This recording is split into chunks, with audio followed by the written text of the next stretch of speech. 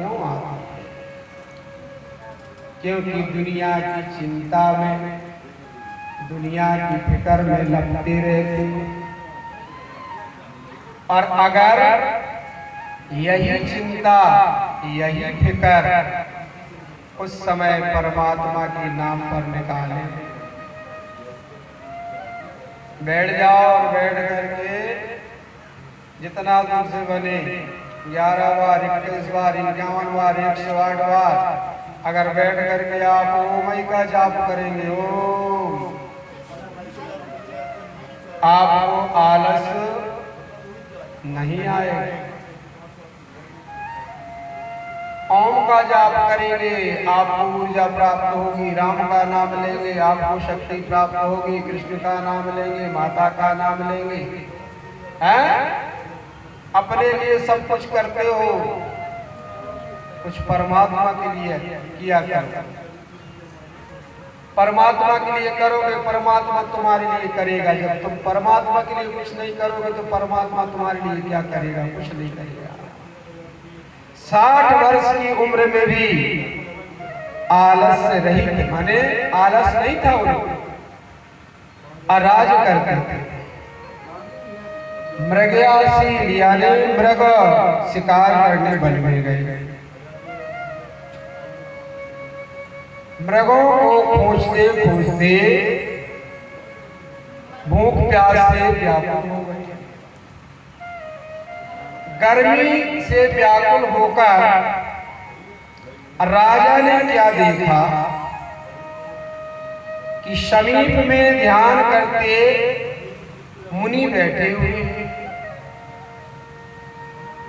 राजा ने उस आंख मूंदे हुए मुनि को देख करके कहा, महाराज, मुझे बहुत प्यास लगी है, आप पानी दे दीजिए। पर मुनि का ध्यान लगा था, नहीं बोले। राजा परीक्षित सोने का मुकुट पहने थे, जिसमें कलयुग ने सोने में कलयुग जाकर के बैठ गया था। ये कथा भागवत में लंबी है, ये देवी भागवत। तो मुकुट में कलयुग बैठा हुआ था, इसलिए राजा को गुस्सा आ गई और कहने लगे कि मौनी बनकर के ढोंग बनाया है, ये ढोंगी साधु है, मुझे पीने को पानी नहीं दे रहा है। ऐसा सोच करके धनुष की जो कोटी होती है उससे मरे हुए सांप को उठा करके और उस महात्मा के गले में डाला। मरे सांप को महात्मा के गले में डाल दिया। सर्प डालने पर मुनि ने कुछ नहीं कहा, अपने घर राजा चले आए और ऋषि समाधि से चलायमान नहीं हुए। सर्प डाल दिया, परंतु महात्मा की समाधि नहीं छूटी।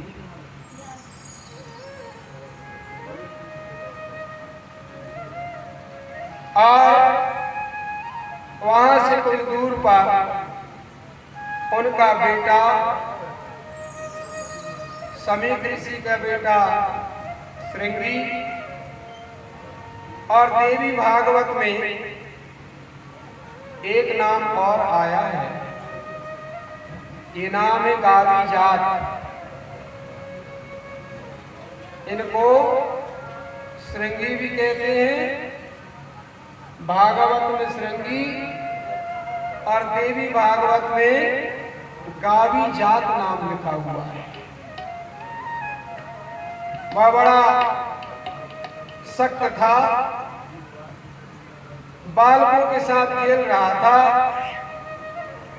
किसी ने बताया कि तुम्हारे पिता के गले में कोई मरा सांप डाल गया।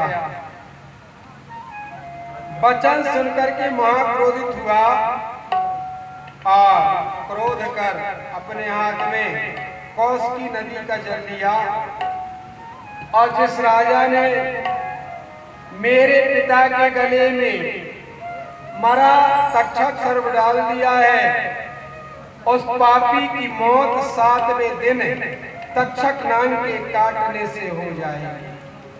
बोले जगदम्बा मैया की जय। अब समीक ऋषि ध्यान खोले, सामने देखते हैं तो बेटा खड़ा और कह रहा, पिताजी गजब हो गई, ऐसी पूजा ऐसी जाप करते हो आप कि आपके गले में कोई मरा सर्प डाल गया है और आपको होश नहीं है। पिताजी ने कहा, बेटा जिंदा तो नहीं डाला, मरा ही डाला है। मरा डाल भी दिया तो क्या है, जिंदा डालता तो मेरे को काटता, मरा डाल दिया, अलग कर दो। पिताजी मैंने उस राजा को श्राप दे दिया कि 7वें दिन उसको तक्षक नाग काटेगा और उसकी मौत हो जाएगी। महात्मा ने कहा, तुमने गलत कर दिया, तुमने गलत कर दिया। वो राजा बड़े धर्मात्मा हैं, गौ ब्राह्मण साधु की सेवा करने वाले हैं, तुमने ऐसा श्राप क्यों दे दिया? ऐसा श्राप नहीं देते। मृषाल होए देव ऋषिपाल, मैंने तो श्राप दे दिया, श्राप तो पलट नहीं सकता। अब ऋषि ने कहा कि तुम शिष्यों से कहा कि तुम लोग जाओ और राजा परीक्षित से बता दो कि आपको ऐसा श्राप समीक ऋषि के बेटा ने दिया है। शिष्य महात्मा पहुंचे और जाकर के राजा के दरबार में पूछा, महाराज से हम मिलना चाहते हैं। राजा परीक्षित से जाकर के मिलते हैं और कहा, महाराज आपको ब्राह्मण के बेटे ने श्राप दे दिया है, हमको ऋषि ने पहुंचाया है। इस बात को सुनकर के राजा परीक्षित नाराज नहीं हुए, बल्कि खुश हुए। अरे मुझे श्राप क्या दिए हैं, मुझे तो तुरंत मार डालना था, मैंने इतना बुरा काम किया कि उस ऋषि के ऊपर मरा सर्प डाल दिया, मुकुट को उतार के जैसे ही रखा तो ज्ञान हो गया, गलत कर दिया मैंने। ऐसा बताकर के शिष्य आ गए। अब राजा विचार करते हैं कि अब क्या करें, उपाय विचारो। वेदवादी कहते हैं कि अवश्य मृत्यु अनिवार्य है, तो भी शास्त्र के अनुसार पंडितों को सदा उपाय करना चाहिए। उपाय कार सिद्ध हो जाते हैं, अन्यथा नहीं। मणि मंत्र औषधि के प्रभाव से बड़े बड़े दुराग्रह भी समाप्त हो जाते हैं। एक मुनि की सर की काटी भार्य अमृतों खोकर फिर जीवित हो गई, ये जगदम्बा की कृपा थी। और मुनि ने उसके निमित्त अपनी आयु आधी आयु प्रदान कर दी। हे मंत्रियों, इसमें प्रत्यक्ष निशान देखो, कोई भूमि स्वर्ग क्या ऐसा पुरुष दिखता है जो देव में मति को रखकर निर्द्योग बैठा रहे, फिर भी यति होकर सदा भिक्षा को लेने जाता है। अगर कोई बाबा भी बन गया, मैं कुछ नहीं करता, मैं कुछ नहीं करता, कुछ नहीं करते तो भूखे मर होगा। बाबा भी बन गए तो भिक्षा मांगने के लिए जाना पड़ेगा, तब काम चलेगा, नहीं कहाँ का अन्न खाओगे। बाबा को भी घर घर भिक्षा लेने जाना पड़ता है। उद्योग बिना किए मुख से भी उदर में अन्न नहीं जाता, और बिना उद्यम किए कोई कार्य सिद्ध नहीं होता। मंत्री बोले, महाराज वो मुनि कौन थे जिन्होंने अपनी स्त्री को आधी आयु देकर जीवित किया? महाराज यह कैसे मरी से विस्तार से कहिए। राजा ने कहा कि प्रभु की भार्या श्रेष्ठ मुखी पुलोमा नाम सुंदरी थी। उसमें से च्यवन नाम के ऋषि प्रकट हुए। बोलिए च्यवन महाराज की जय। शर्याती की कन्या बड़ी सुंदर थी, इनकी भार्या हुई। उसमें श्रीमान प्रमति पुत्र हुआ। इन प्रमति भार्या का नाम प्रतापी था। उसके रुरु नामक तपस्वी उत्पन्न हुआ। उस समय कोई स्थूल केश नाम वाला बड़ा तपस्वी धर्मात्मा सत्यसंध था। उसी समय माननीय मेनका श्रेष्ठ अप्सरा सर्वलोक में थी सुंदरी नदी के किनारे पूजा करती थी। विश्वावसु के गर्भ को प्राप्त होकर निर्गत हुई थी।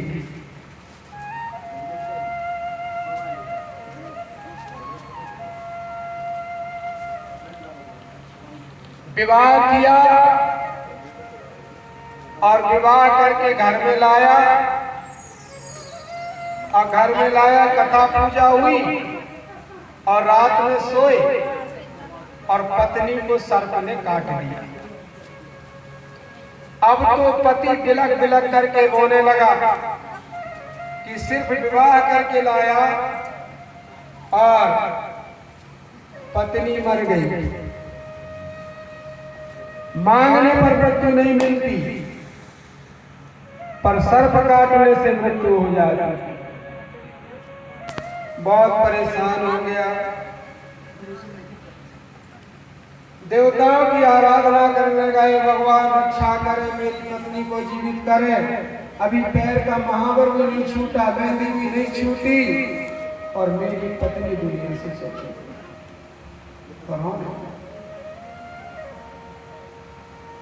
गुरु ने कहा एक काम करो, तुम्हारी पत्नी के ऊपर तुम्हारी आधी उम्र छोड़ दो। उसने अपने हाथ में जल लिया और जल लेकर के कहा कि मैंने जो पुण्य धर्म किए हैं, जो अच्छे कर्म किए हैं वे पुण्य, और मेरे शरीर की आधी उम्र मेरी पत्नी को लग जाए। ऐसा कहकर जैसे ही जल छोड़ा, पत्नी सोई सी जाग गई। ये किसकी कृपा थी? ये महामाया की कृपा थी। बोलो जगत जननी दुर्गा मैया की जय। राम करे सा हो जाए, राम करे ऐसा हो जाए, मोरी निंदिया तो हिल जाए, मैं जागूं तू सो जाए, मैं जागूं तू सो जाए, करे सा हो जाए, करे सा हो जाए, मैं जागूं तू सो जाए, मैं जागूं तू सो जाए। राम करे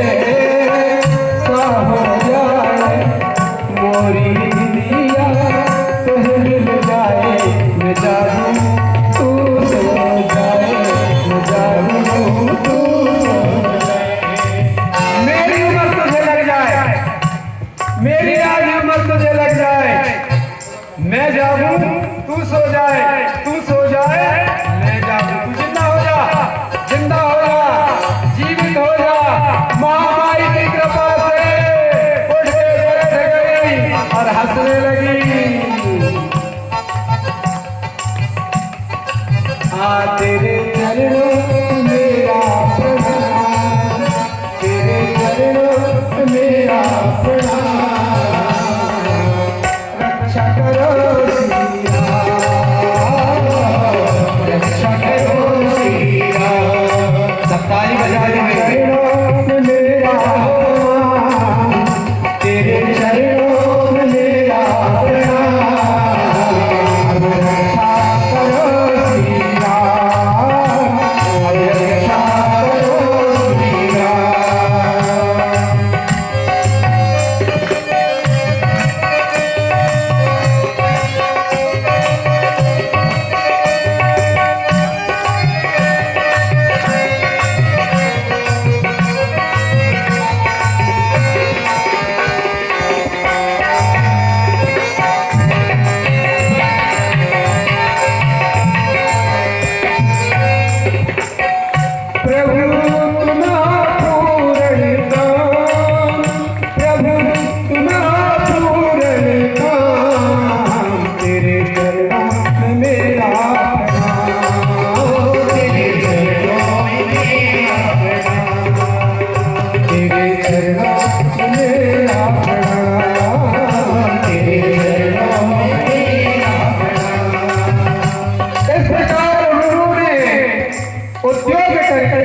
पति को जीवित कर दिया। इसलिए अगर कोई बीमार हो जाए तो ऐसा नहीं करना चाहिए कि अब का करो है धीरे से ठीक, का करे दे तो रहे दवाई कर तो रहे हो जाए ठीक, बना दे भाई तलक से मुंह की दाल और पानी पी ले हो डरो रे तो डरो रे।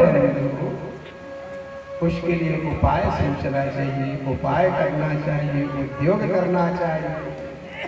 खेकर नहीं खाए कब से बीमार डरो है, सबकी सुना दे भगवान तोरी घर में सुन रहो आएगा मरण वालों और मर जाए। उसको धीरज देना चाहिए, उसको समझाना चाहिए, समय समय पर दवाई देना चाहिए, समय समय पर उपचार करना चाहिए। हे भगवान बच जाए, अपनी पत्नी को उद्योग करके बचा जाए। और जब जाग गई तो इसका धन्यवाद जगदम्बा को देने लगा और इसका धन्यवाद श्री राम जी को देने लगा, है ना। अगर हमारा कोई काम बन जाए तो धन्यवाद हमें अपने को नहीं देना चाहिए, धन्यवाद परमात्मा को देना चाहिए। हे भगवान आप ही की कृपा से मेरी बिटिया को प्यार होगा भगवान, आप अच्छी दया करें, मेरे बेटा की अच्छी बहू आ गई। बस मैं यहाँ ढूंढी हूँ बहू, मैं गई थी देखा, मैं ही करी हूँ पसंद। जब तुम करो, तुम्हारी ताकत है, तुम्हारी कोई ताकत नहीं। जो कुछ करता है तो वो परमात्मा करता है, उसके हाथों में। सबकी बागडोर को वो जगदम्बा संभालेगी, उसकी कृपा से सब होता है। अब जो है कश्यप नाम के जो ऋषि थे, उन ऋषि को पता चला कि राजा परीक्षित को तक्षक काटेगा, तो मैं एक काम करता हूं कि मंत्र और औषधि लेकर के और मैं जाता हूं, मैं राजा को बचाऊंगा और राजा जब बच जाएंगे तो पूरे राज्य में, संसार में मेरा नाम हो जाएगा कि कश्यप महात्मा ने दवाई दिया, उन्होंने झाड़ा फूंका जिससे राजा बच गए। ऐसा सोच करके कश्यप महाराज जो है अपने हाथ में एक छड़ी लेकर के और चले जाते। अब तक्षक ने देखा कि छड़ी लेकर के कश्यप महात्मा कहां जा रहे हैं, तो तक्षक ने क्या किया कि साधु का रूप बनाया, ब्राह्मण का रूप बनाया और ब्राह्मण का वेश बना करके और सामने आ गए। हनुमान जी को भी जब जरूरत पड़ती है ना, तो हनुमान जी महाराज भी ब्राह्मण का वेश बनाते हैं। किसी से अगर मिलना है तो ब्राह्मण का वेश बना लेते हैं। जब ऋषिमुख पर्वत पर रहते थे तो बाली ने कहा, हनुमान देखो दूर से दिखाई दे रहा है कि दो सुंदर सुंदर राजकुमार आ रहे हैं, तो भाई तुम जाकर के देखो वो है कौन और कहां आ रहे हैं, कहां जा रहे हैं। तो हनुमान जी ने कहा ठीक है मैं जाता हूं। हनुमान जी ने क्या किया, ब्राह्मण का वेश बनाया। बोलिए सियावर रामचंद्र की जय। जोर से बोलेंगे पवन सुत हनुमान की जय हो। और सामने पहुंच गए हनुमान जी महाराज और कहने लगे, को तुम श्यामल गौर शरीरा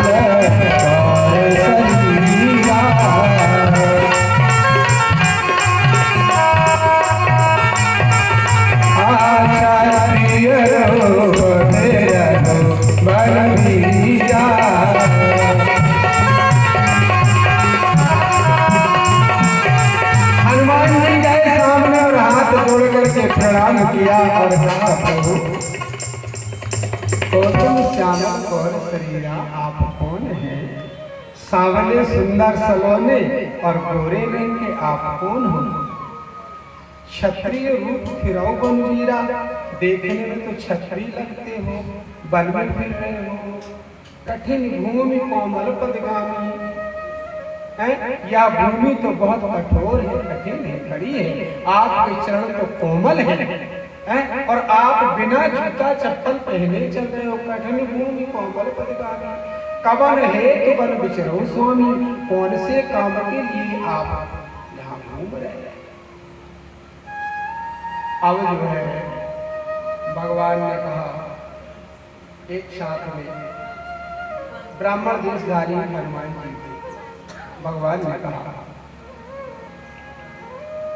कौशलेश दशरथ के जाए, कौशलेश दशरथ के जाए, हम बिनु बचन